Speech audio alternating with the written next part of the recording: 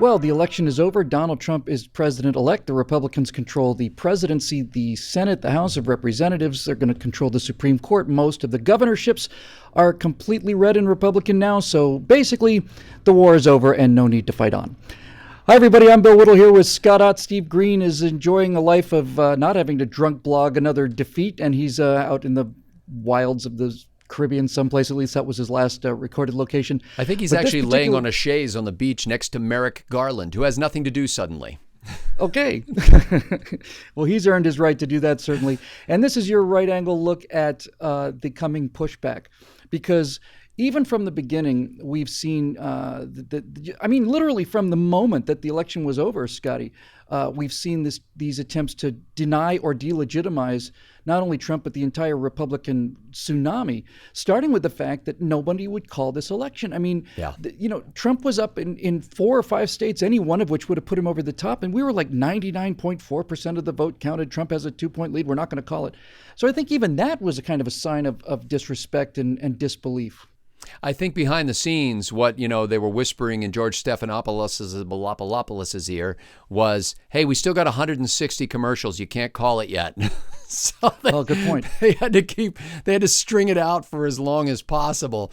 But you're right. I mean, everybody was reluctant to say what you and I could see fairly early in the evening. Because once Florida, I kept saying to my wife, who was, doing something in the room, but clearly not with me spiritually on this thing, I kept saying, oh my goodness, Florida keeps seesawing. It's Trump, it's Hillary, it's Trump, it's Hillary. It's going back and forth. I said, it shouldn't be doing that. It should be, Hillary running away with it. And so what's going on here? And then all of a sudden you see the bricks in the blue wall start to collapse. Yep. And, I think we all knew. There was no other. In fact, I was able, despite the fact that I'm a political junkie, I went to bed. I didn't have to see what the outcome was. I knew when I woke up in the morning who would be president of the United States. But I'm not saying I went to bed at 9. I mean, I went to bed at midnight, but still.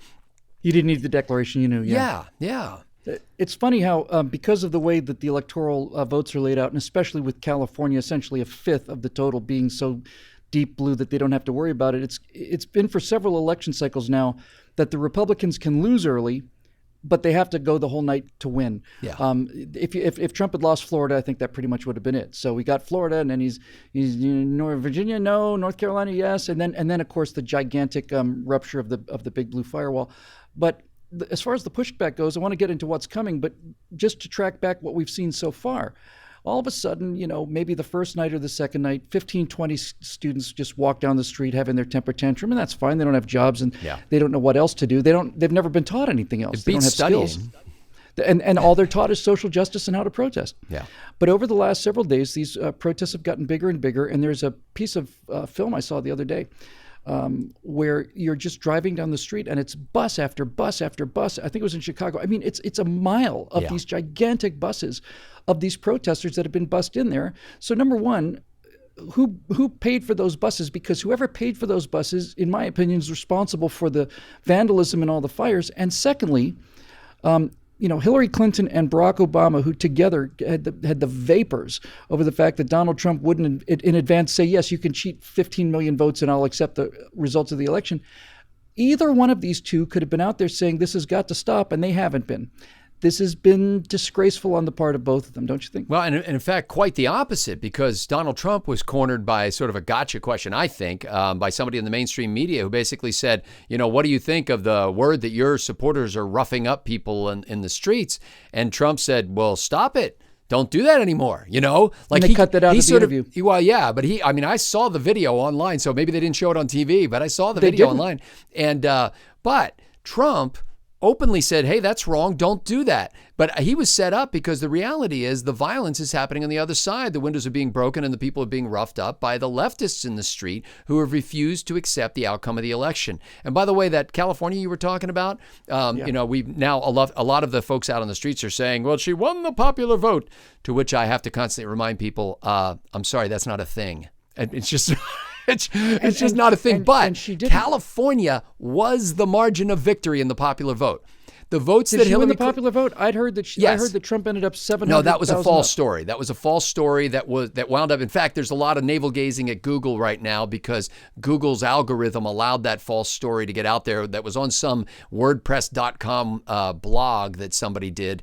But anyway, so Hillary Clinton actually got more votes across the country than Donald Trump did, but that's not a thing. And even if you looked at it as it is, so what Hillary Clinton did was she won California so big, it gave her the advantage in the popular vote nationwide.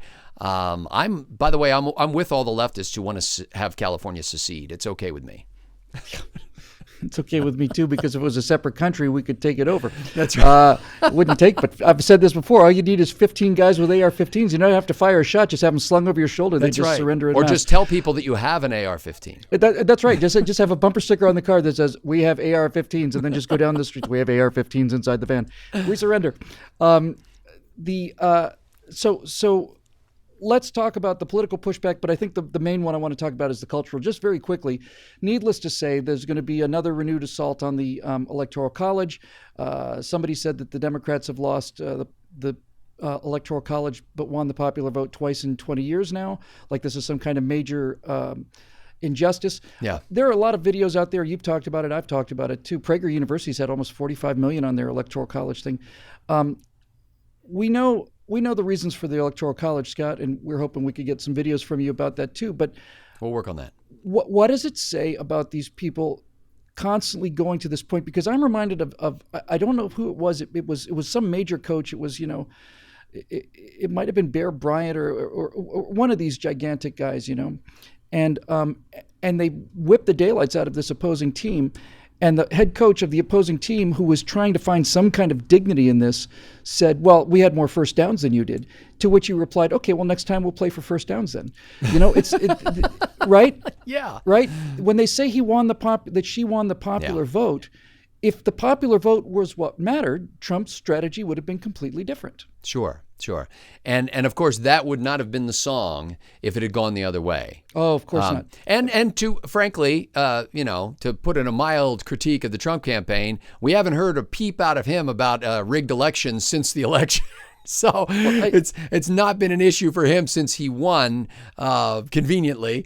But nevertheless, what the Clintons and the Obamas sycophants out in the streets are doing right now is an abortion of justice. It's an abrogation of our Constitution. It's a rejection of the entire idea of America.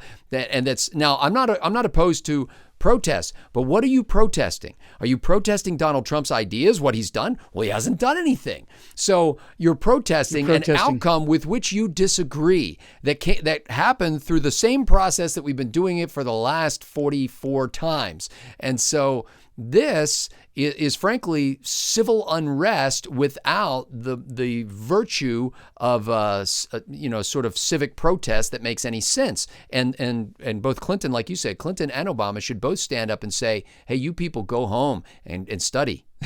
But they won't. They won't do it because these miserable leftists, despite all their rhetoric, are in fact committed to delegitimizing the whole thing. And they're not only not stopping the riots and these protests, they're actually fueling them. By the way, if you look at the protesters out on the street in the last couple of days versus protesters out on the street in the 60s, there's a remarkable difference. The protesters in the streets in the 60s were of all different ages, different colors, and they were genuinely angry, and they had stuff to be angry about. These kids just look spoiled. And by the way, Scott, we've talked a lot about how these millennials don't know how to do anything other than protest, but just give this a second here to sink in. This may be the first time in their lives that something has not gone their way that protest is not going to fix. How many times over the last 4 or 5 years especially have we seen them say, well, this is and we're going to protest, and the university backs down, and the university backs down, and they back down, and they back down. These kids actually think if they make enough noise that the rest of the country is going to back down, and this is going to be the first of the many lessons that the real world is going to teach these miserable losers. I heard from a friend this morning that their child threw a tantrum this morning, and that made the mom late for work. And this is the same kind of attitude. It's like, Oh, your child threw a tantrum and you were late for work. What does that mean? It means that you shifted your entire day because your child threw a tantrum over, in this case, the mom flushed the toilet instead of letting the child do it. I think this is akin to what's happening. I have a 2-letter word for these young people that they need to hear more often, and that word is N-O. No. Yes. Speaking of tantrums, when protesters blocked the 101 freeway and stopped traffic for 3 hours, they've just made 80,000 new Trump voters. And I don't know if you saw the video of this black mother whose little boy voted for Trump in school, mock election, and she packed his bags and threw him out on the street. The boy's crying. He's completely traumatized. He's never going to get over this. Have you seen that? I'll take that kid. No, we'll raise him. No, it's really quite shocking. We'll raise him as one of our own. You really need to see it. This boy is in absolutely petrified, and the mother walks him all the way down the street with a suitcase, leaves him on the curb, comes back in. She said, "That's what you get for voting Trump." The boy's going, "Mommy, where am I going to go?" And then the little tiny brother's going, "My brother, you can't leave my brother outside." It's heart-rending. See, under ordinary circumstances, a liberal would say, that woman is abusing her children. The state needs to step in and take that child. But what do they do now? They can't. They can't take that child now because that woman's doing the right thing in their eyes. There's some chance that the state will step in and take that child. So finally, here's the one I'm really interested in, Scotty, and that's the cultural pushback. All of these comedians, and again, every time I would see, Nathan Lane and Matthew Broderick do an anti-Trump or anti-Republican sketch with the producers, every time there'd be a video of movie stars coming out and telling me I need to get out there and do the right thing and save the country and vote for Hillary Clinton. Every single time we'd see one of these cultural icons, Lady Gaga and Miley Cyrus, Bruce Springsteen and Amy Schumer all of them. Every time I saw another one of those, I just was more determined to vote for this guy. So what do you think? Where do you think that leaves the culture? I know for a certain fact that once this dust settles, leftists are going to start indoctrinating kids, prenatally. But that's right. But as far as that goes, where do you think that leaves the pop culture? Do you think they finally got some idea of how irrelevant they are to many of us? I think they'll continue to do what they've always done. And you've pointed this out in the past, by the way. They are liberal in their ideology. They are liberal in their espoused principles. But the movies they make are usually not that liberal. I mean, they'll stick in a jarring liberal message will come in the middle of some guy who's suddenly monologuing after a whole movie full of acting and action. And somebody then does, some speech about climate change or whatever. But the reality is, in their movies, there are hot women, fast cars, gunplay. There's rich people who made money, like all this. Private jets, Look at the latest Bruno Mars video. What is Bruno Mars video all about? He's surrounded by gorgeous women, scantily attired. He's coated in gold, driving the best car you could possibly imagine with a jet. And he's basically saying to everybody, look what I did. You could do it too. Now, I think his priorities are a little screwed up, but I think Hollywood will continue to do the same because they know what really resonates in people's hearts is the idea that the individual would be permitted to pursue his own happiness, to defend his own life, to earn as much money as he can doing something that is that's legal to do. And they know that when you make movies about bad actors, even if they're likable characters, they have to get their justice in the end. There has to be a comeuppance or audiences stay away. And I think even further than that, Scott, the one thing that they're doing is not just it's very, very heavy virtue signaling, and it's almost a survival thing for them because basically these are some of the richest people in the country. And while they complain about a CEO makes $5 million and he has 300 employees who average $50,000, what a crime. Yeah. Beyonce's worth $30 million right. And she pays her backup dancers $700-800 a day or something like that. There's never been more wealth disparity than there is on a set of a movie. If you have Matt Damon in the foreground and you've got 15 or 50 or 200 extras in the background, there is simply no place in America where the disparity between these two incomes is greater. Yeah, there's best boy cable dragger going, please, sir, can I have some more? $100 a day. Some of these extras make $60 a day. And so they have to take this position of being champions of the poor because I think they think that if they do that, then the crocodile will eat them last. Yeah. We can have all of our stuff, and DiCaprio's a great point. He jets around the world in his private jet, accepting awards for environmentalism, and this is the point I think is really important. He will tell you that he needs the jet in order to support the environmentalism, when the point of truth is he needs the environmentalism in order to justify the jet. Yeah. And that's basically how it works. So they took a big hit. The media took a big hit. Any closing thoughts on the scale of what we've seen? Yeah, I really do think that that it is one of those situations similar to the election itself, where all of us would do well to have a certain element of humility in not knowing where this is going to go, because this is huge. And I think we'll look back and see it as bigger than even now it appears to be to us. This is a shift in so many ways, not just, and it's not primarily an ideological shift. I think President Obama was right when he said of Donald Trump after he met with him, he said, I think he's kind of a pragmatic guy. He's not primarily ideological. And he's right about that. But Trump just picked Reince Priebus to be his chief of staff. And Reince Priebus is connected to all those people who've been working in the trenches and at the upper donor levels and all that kind of stuff in the Republican Party. So thousands of people are going to flood into Washington, D.C. now to fill positions that have been occupied for decades by liberals. And I think we are going to see more of a shift in the coming 3-4 years than we've even seen to this date.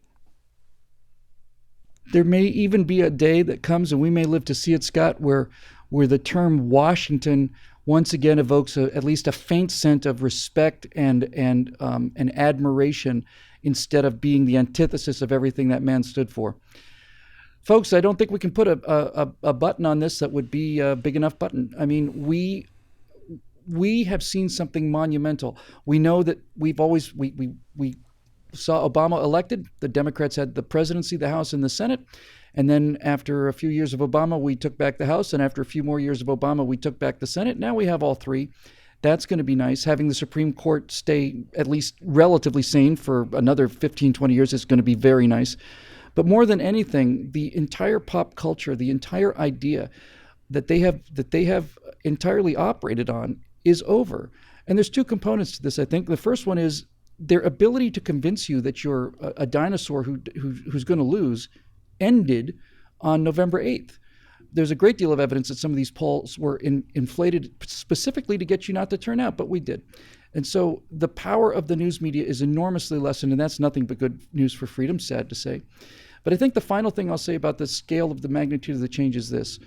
The Republicans all across the country carried working class people, that the common working class people went strongly to the Republicans, and the people who went to the Democrats were the very, very rich or the postgraduate college people or so on. What is important about that? It's not important that we just gained another block of votes, although that is important. We've gained the voters that the Democratic Party is branded on. Yeah. It's not just that they lost these voters, they lost their brand.